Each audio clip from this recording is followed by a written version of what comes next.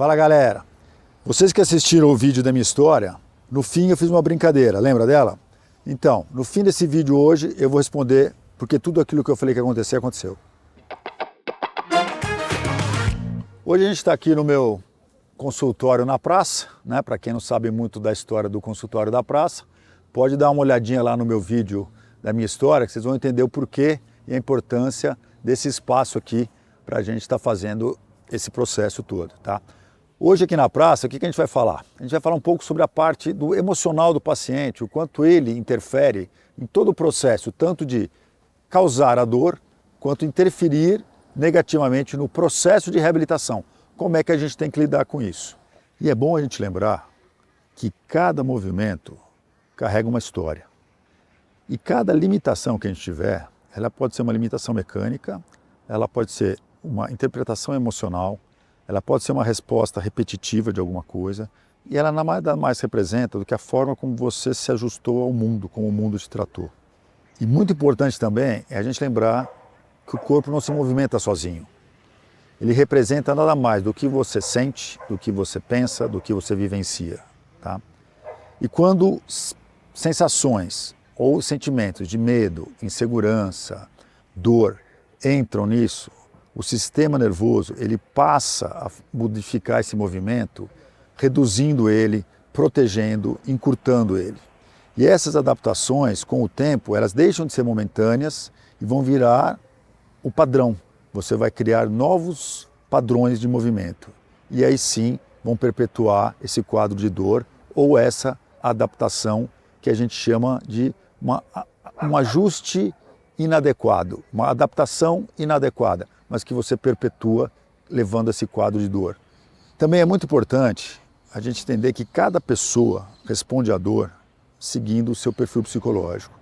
Alguns limitam o movimento por dor, outros acabam forçando a mais porque eles têm que ter o controle de tudo que está acontecendo. Tem alguns que eles repetem movimentos para aprender melhor e tem aqueles que simplesmente não têm a percepção do que está acontecendo. Você já deve ter visto na tua clínica, por exemplo, aquele paciente que ele está sempre em alerta, está prestando atenção em tudo que está acontecendo. Esse cara é ansioso, né? Tem aquele cara que ele quer saber todos os detalhes do que está acontecendo, como é que tem que ser feito, tudo mais. Esse é o cara que ele é controlador, ele quer controlar o que está acontecendo. Tem aquele cara que ele vai buscando cada detalhe, ele quer fazer o movimento perfeito e ele perde aquela fluidez. Esse é o perfeccionista. Tem aquele outro paciente que esse deve você ver bastante. Ah, mas não dá para eu fazer porque dói. Ah, mas acontece isso. É aquele paciente que ele vive com a dor. Ele é esse cara que é meio vitimista. Tem aquele outro que você vai orientar, vai pedir alguma coisa, ele sempre tem aquela situação de mas eu preciso fazer um pouco menos, eu posso segurar um pouco, eu posso fazer de outro jeito. É aquele cara que ele está inseguro, ele é uma pessoa insegura, ele tem medo ali, ele vai se segurar nisso. E ainda tem aquele cara que tem a perda da consciência do movimento e percepção corporal. Esse é o desconectado. Mas é importante a gente entender que isso não é um erro, não é que a pessoa faz errado, não é que a pessoa está de má vontade. Isso é um padrão que ela adquiriu de movimento com a vida dela. É a forma como ela expressa o movimento dela. Então é em cima disso que a gente tem que entender esse processo, avaliar e trabalhar. Porque se eu consigo passar por cima disso, a gente vai conseguir ter um trabalho muito melhor de reabilitação em cima deles. E quando uma pessoa passa a viver presa a certos padrões comportamentais e emocionais, provavelmente ela vai começar a se prender também a padrões motores. Ela vai sempre repetir o mesmo padrão motor. O cara que é ansioso, ele tende a ser mais rígido, mais tenso o tempo inteiro. O cara que é controlador, ele tem que estar controlando, ele tem que estar pensando em tudo que ele está fazendo, ele tem um pensamento rígido sobre o movimento, isso é certo, isso é errado, tudo mais. Um perfil mais inseguro, ele já começa a limitar o movimento, eu não posso fazer uma amplitude toda de movimento, um giro completo, ele começa a reduzir esse movimento. E você tem o perfeccionista também, que é aquele cara que vai querer fazer tudo exatamente correto, então ele trava um movimento, ele fica procurando o movimento correto, tudo aquilo, e isso tudo vai levando à limitação dos movimentos que a pessoa tem. Com o tempo, o corpo vai perdendo essa capacidade de variar os movimentos, de você usar situações diferentes, movimentos diferentes. E essa perda de variabilidade de movimento, isso deixa o corpo vulnerável. E com isso, a pessoa, ela deixa de recrutar movimentos naturais para ela fazer as coisas do dia a dia. Ela simplesmente diminui o repertório motor dela. Então, ela não pensa mais, ela não consegue mais ter fluidez nos movimentos. Ela simplesmente repete padrões. Ela repete as compensações, ela repete as tensões e ela repete as sobrecargas que ela tem. E assim, ela está sempre sobrecarregando as mesmas articulações para absorver impacto, está sobrecarregando as mesmas musculaturas para fazer os movimentos e ela vai sobrecarregando esse padrão de movimento. Então, esse corpo, ele deixa de ter uma capacidade em se adaptar ao que acontece. Ele consegue sobreviver, mas ele não se adapta ao mundo mais. E sem essa adaptação, ocorre a sobrecarga. E muitas vezes a dor não é causada somente pela intensidade do movimento. Às vezes ela vem pela falta de alternativas dentro do sistema que controla todo mundo. E é nesse momento em que o emocional tem que ser pensado com um método diferente para a gente solucionar esse problema. A proposta não é somente corrigir o movimento, é corrigir o sistema todo que controla o movimento. O foco não está somente no como você se move, também está no porquê você se move assim. E com algumas estratégias específicas, você, físio, vai ter o ganho do quê? Você vai conseguir, primeiro, entender como é que o seu paciente lida com a dor, né? Você vai entender o que esse perfil dele atrapalha, limita a evolução do teu tratamento.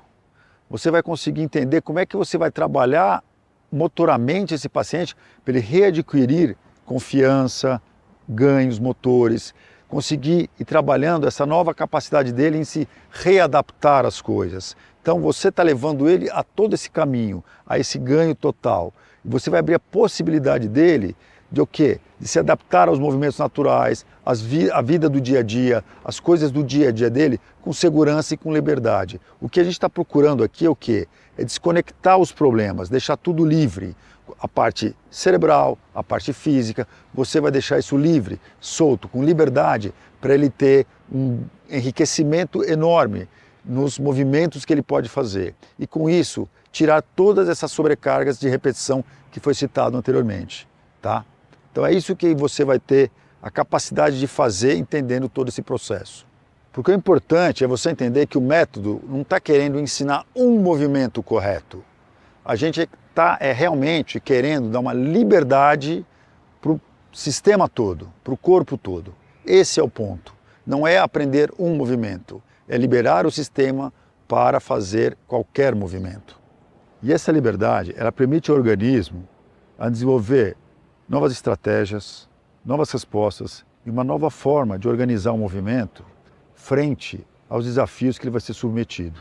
E quando o corpo e a mente deixam de competir e começam a trabalhar em conjunto, isso facilita muito o movimento. O movimento fica mais leve, fica mais eficiente e o principal de tudo, ele fica mais livre. Nesse momento, a dor passa de ser um limite constante e passa a ser um sinal que pode ser interpretado e transformado. No final, um corpo saudável não é um corpo que repete corretamente, e sim o corpo que consegue se adaptar infinitamente. E agora, para deixar um gostinho de quero mais para vocês, vamos fazer o seguinte: se você tem um paciente em que ele reproduz tudo que você pede de uma forma rápida e você percebe que essa qualidade do movimento não é adequada, não é o que você gostaria que ele fizesse, assume você o papel de controlar o tempo dele, o timing dele. Se ele vai esticar o braço, você vai contando 1, 2, 3, 4, 5 e ele tem que seguir a sua velocidade para ele fazer esse movimento completo e voltar com controle. Depois você repete algumas vezes, faz para o outro lado e orienta ele para fazer isso de novo sozinho. Provavelmente esse movimento vai ter melhorado muito, mesmo ele tendo o ponto de dor. E outra dica é aquele paciente que talvez tenha muita dor nas costas, que não pode se mexer, não pode fazer nada. Você pode brincar com ele da seguinte forma: põe ele sentadinho no chão e só pede para ele fazer o seguinte: olha, você tem que se levantar sem colocar as mãos no chão. Você pode fazer o que você quiser para se levantar. Como ele vai estar preocupado com as mãos, né? Você vai só, não pode botar a mão, não pode isso. Você vai perceber o quê? Que ele vai ficar de pé, ele vai dar um jeito. Mesmo que ele não consiga ficar de pé, não tem problema, mas ele vai estar girando o quadril, ele vai estar se apoiando, ele vai estar mexendo e ele vai fazer os movimentos sem reparar na dor lombar dele. E aí, galera, gostaram do vídeo de hoje? Então, agora chegou a hora de eu explicar aquela brincadeirinha que eu falei que eu ia explicar agora no fim. Para quem não sabe, no vídeo passado da minha história, eu propus uma brincadeirinha para os físios. Para quê? Para que eles fizessem uma seguinte teste com alguém. Ia pedir para ele, da posição de pé, deitar e voltar, tá? 7 vezes. A única regra era que não podia repetir o movimento para subir e descer, tinha que fazer movimentos diferentes, tá? E eu propus que algumas coisas iriam acontecer. Então vamos lá, eu propus basicamente 5. A primeira, qual que eu propus? Em que o seu paciente ou seu coleguinha ou quem fosse a vítima que você estivesse usando como exemplo, ia perder a conta. Então provavelmente chegou ali no 4, 5, ele perde a conta, ou ele acaba, ele vira para você e fala, já acabou, ele não sabe o que aconteceu. Por que isso acontece? Porque 7 é um número que é totalmente aleatório. 7 não é múltiplo de 2 e 7 não é múltiplo de 5. Normalmente, qualquer exercício que você vai fazer é 2, 4, 6, 8, 10 ou 5, 10, 15. São múltiplos de 5 ou números pares. Então, na hora que você vai fazer um número que é totalmente aleatório, o teu cérebro não consegue programar isso direito. Ele tem que ficar muito atento a isso. Como ele tem que pensar no movimento, ele esquece do número.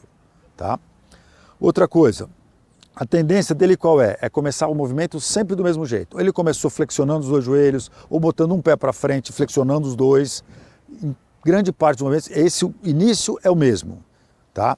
Por quê? Porque é o padrão que ele está acostumado a fazer e é o que ele tem mais facilidade. Ele muda, talvez, a mão, o apoio da mão, mas ele mantém esse padrão inicial. Quando ele se percebe disso, ele muda um pouquinho para o outro lado. O que também quer dizer o seguinte, você pode reparar que também pode ter acontecido o seguinte, ele mudou a base, mudou, mas ele fez esquerda, direita, que é outro padrão que a gente tem. A gente faz os exercícios, faz 5 para um lado, faz 5 para o outro, faz 2 para um lado, faz 2 para o outro, porque senão a gente vai ficar torto, essa é a história que falam pra gente. O cérebro guarda isso, essa é a forma que eu faço meus movimentos. Já foram 3. A quarta, qual é a quarta coisa? Ele provavelmente, quando chega ali no fim, né? No fim não, no meio, no quarto, quinto momento, ele não lembra mais. Nossa, o que eu faço agora? Ele dá uma travada e ele fica parado pensando o que ele vai fazer no próximo. Também, ele fez o que o padrão dele está acostumado a fazer. Aí ele teve que pensar para mudar esse padrão, para fazer um movimento diferente. E a última coisa é justamente o quê? É a parte que ele para e pergunta, nossa, posso fazer isso? Posso fazer aquilo? Posso botar a mão? Posso botar o pé para trás? Ele pode fazer o que ele quiser, a regra só era uma regra. Mas é outro padrão que a gente tem. Tudo que a gente vai fazer, né, se vai na fisioterapia, tem que fazer o exercício daquele jeito. Pode fazer isso? Não pode. Vai na academia? Tem que fazer... Então, a gente é treinado a ter esse padrão. Então, você vê que com uma simples brincadeira, você viu que o padrão de repetição dos movimentos está muito claro no seu paciente. Tá? E o que você vai fazer com isso agora? A primeira coisa, você vai fazer esse teste com o seu paciente e vai mostrar para ele que ele segue um padrão de movimentos. Por mais que ele ache que não, ele vai cometer uma dessas situações, ele vai passar por uma dessas situações. E você, fisioterapeuta, percebendo isso, né, você vai perceber o quê? Que você precisa quebrar esse padrão dele. Então não adianta você pegar o seu paciente que tem um problema, uma dor no joelho, uma dor na lombar, e simplesmente mandar ele reproduzir tudo que ele já faz em casa, tudo que ele já faz na academia. Tudo que faz. Tem que fazer o mesmo movimento sempre. Esse é o problema dele. Você tem que quebrar isso. É justamente aí que entra a situação de você quebrar esse paradigma do movimento. Você vai ter que botar coisas diferentes, desafios novos, para que ele possa ter mais liberdade de movimento. Que nem eu disse agora nesse último vídeo. É a liberdade do corpo. É a liberdade de tomar decisões de você fazer o que você quiser. E não simplesmente seguir os padrões rígidos que você tem. Valeu, galera! Se você se assustou com esse tema e achou ele legal, se prepara que tem muita coisa boa por vir ainda. Vamos lá!